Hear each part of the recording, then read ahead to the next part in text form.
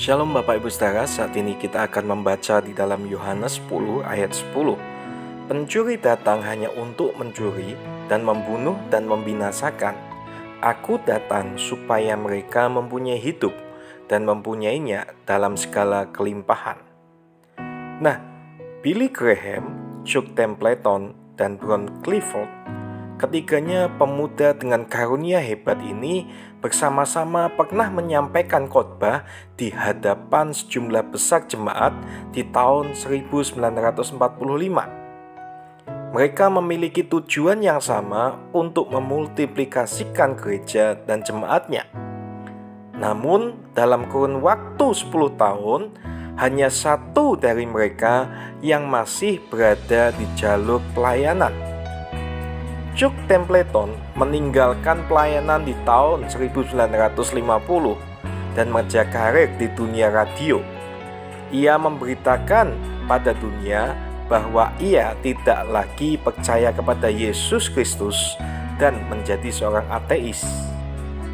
Lalu Brown Clifford pada tahun 1954 mulai meninggalkan pelayanannya. Ia kehilangan keluarga dan kehilangan kesehatannya karena kecanduan alkohol. Clifford meninggal dunia pada usia 35 tahun. Tapi sedangkan Billy Graham bertahan dalam anugerah Tuhan dan dikenal sebagai penginjil sekaligus pemimpin Amerika yang dihormati. Ia dijuluki sebagai Mr. Clean karena sepanjang hidupnya tidak pernah terlibat skandal keuangan, perempuan, politik, atau skandal lainnya. Nah, Bapak Ibu Saudara, kita tahu seorang pribadi yang bernama Saul.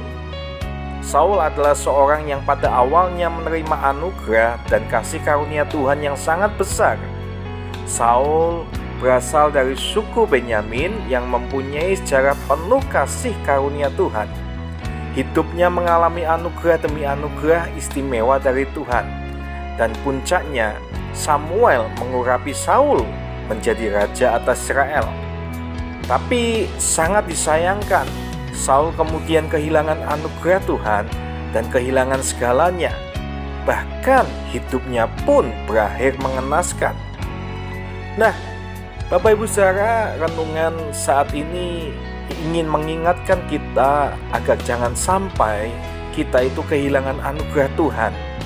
Jangan khawatir saat kita kehilangan yang lain, tetapi khawatirlah saat hidup kita kehilangan anugerah Tuhan. Jagalah sungguh-sungguh kasih karunia Tuhan dalam hidup kita. Jangan buka celah sedikit pun bagi iblis untuk mengambilnya. Pertahankan sedemikian rupa sehingga selamanya ada anugerah Tuhan dalam hidup kita. Jagalah anugerah Tuhan dalam hidupmu, Bapak Ibu Saudara, dan jangan berikan kesempatan kepada iblis untuk mencurinya. Terima kasih, Tuhan Yesus memberkati.